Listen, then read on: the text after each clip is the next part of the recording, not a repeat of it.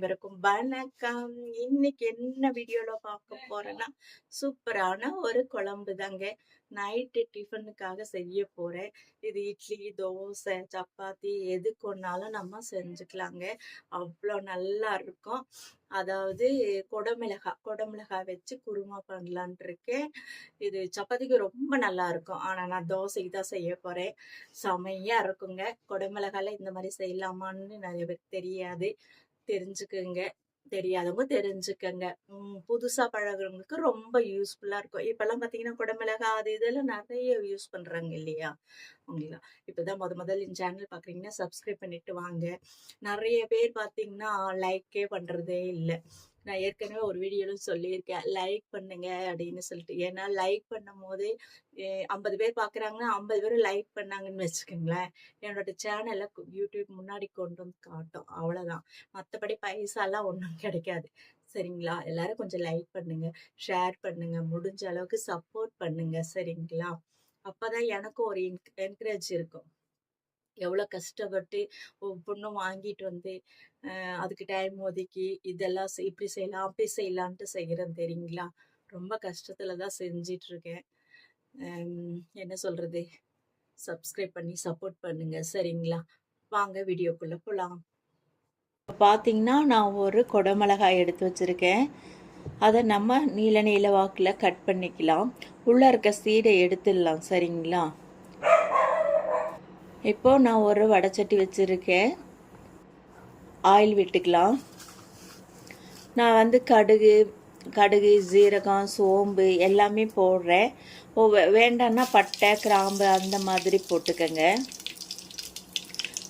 கடுகு பொரியட்டும். நான் அதுலேயே ஜீரகம் போட்டிருக்கேன், அதனால தனியாக வந்து நான் போடலை. சரிங்களா? இது ரொம்ப நல்லா இருக்குங்க. சரிங்களா? ஒரு ஆனியனை வந்து நீளமாக கட் பண்ணியிருக்கேன், பெரிய வெங்காயத்தை. அதை நம்ம போட்டு நல்லா வணக்கிக்கலாம்.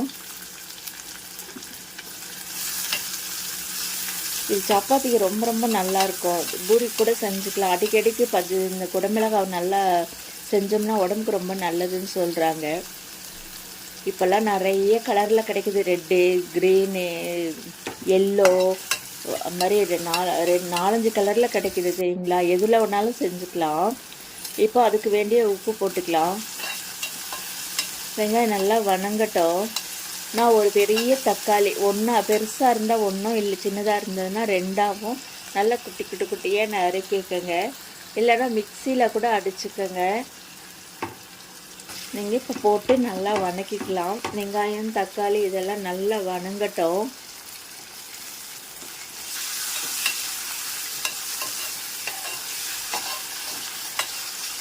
நமக்கு குடமிளகாய் பத்தாதுன்னா இன்னொரு குடமிளகாய் கூட 2 யூஸ் பண்ணிக்கங்க.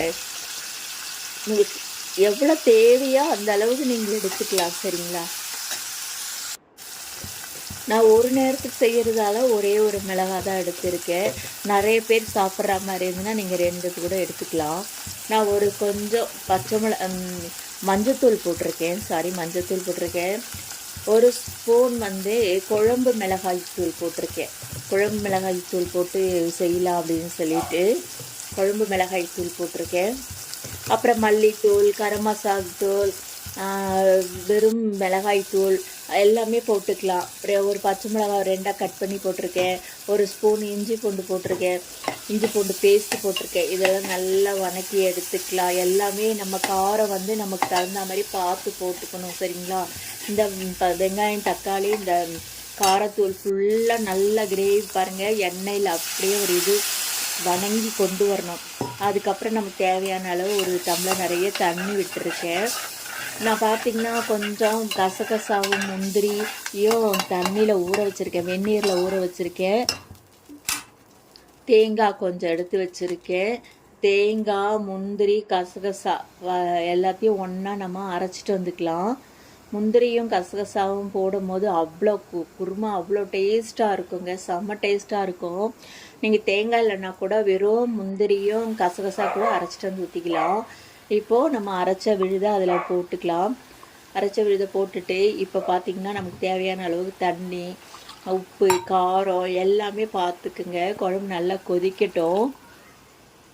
உங்களுக்கு இன்னும் காரமோ ஏதோ பத்தலைனாலும் இந்த டைமில் நீங்கள் போட்டுக்கலாம். செமையாக இருக்குங்க. இது இது பார்த்திங்கன்னா அவ்வளோ நல்லா இருக்குது சரிங்களா. நான் ஏற்கனவே செஞ்சுட்டு தான் இருப்பேன் அடிக்கடிக்கும். இப்போ பார்த்தீங்கன்னா ஒரு வடைச்சட்டி வச்சுருக்கேன். அதில் 2 ஸ்பூன் எண்ணெய் விட்டுக்கலாம். இந்த பக்கம் ஸ்டவ்வில் மாற்றிட்டேன். ஒரு ஸ்டவ்வில் வந்து குழம்பு கொதிச்சுட்டு இருக்குது, ஒரு ஸ்டவ்வில் நம்ம எண்ணெய் விட்டு வடைச்சட்டி வச்சுக்கலாம். இப்போ நான் நறுக்கி வச்ச குடமிளகாய் பாருங்கள், நீளமாக நறுக்கி வச்சுருக்கேன். அது எண்ணெயில் போட்டு ஃப்ரை பண்ணி எடுத்துக்கலாம். முதல்லையே நம்ம அதில் குழம்புல ஏன் போடணும்னா அது கரைஞ்சி போயிடுற மாதிரி இருக்கும்.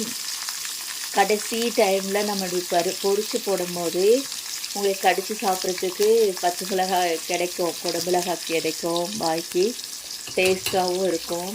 சோயா இருந்தால் கூட நம்ம சோயா போட்டுக்கலாங்க, இன்னும் நல்லா தான் இருக்கும் குழம்பு. பட்டாணி போட்டுக்கலாம், சுண்டல் மாதிரி ஊற வச்சு அதில் கூட இந்த குடமிளகாய் கலந்து இந்த மாதிரி குழம்பு வைக்கலாம். நம்ம இஷ்டதாங்க, நமக்கு எப்படி வேணுமோ அப்படி செஞ்சுக்கலாம். வெறும் மிளகாய் வேணும், குடமிளகாய் மட்டும் கிரேவி வேணும்னா நம்ம மிளகாய் மட்டும் போட்டு செய்யலாம். ஆனால் நான் வெறும் குடமிளகாய் கிரேவி பண்ணணுன்றதுக்காக தான் இது பண்ணியிருக்கேன். பாருங்கள், நல்லா பொரிச்சு எடுத்தாச்சு. இப்போ குழம்புக்குள்ளே ஆட் பண்ணிக்கலாம். அவ்வளோதாங்க, ஒரு கொதிச்சாவே போதும். ரொம்ப நேரம் வேகணும்னு அவசியம் இல்லை. மல்லித்தழை போட்டுக்கலாம், இல்லைன்னா கஸ்தூரி மேத்தி இருந்தால் அதையும் கொஞ்சம் நல்லா நுணுக்கி போட்டுக்குங்க. வாசமாகவும் டேஸ்ட்டாகவும் இருக்கும் கஸ்தூரி மேத்தி. அவ்வளோதாங்க, கொஞ்சம் கொதித்தவொடனே குழம்பு ரெடி ஆயிடுச்சுங்க. நான் தோசை ஊற்ற போகிறேன். பாருங்கள், தோசை ஊற்றியாச்சு, கிரேவி வச்சாச்சு. குடமிளகாய் கிரேவி, குருமா எதுனாலும் வச்சுக்க சொல்லலாம். செமையாக இருக்குங்க.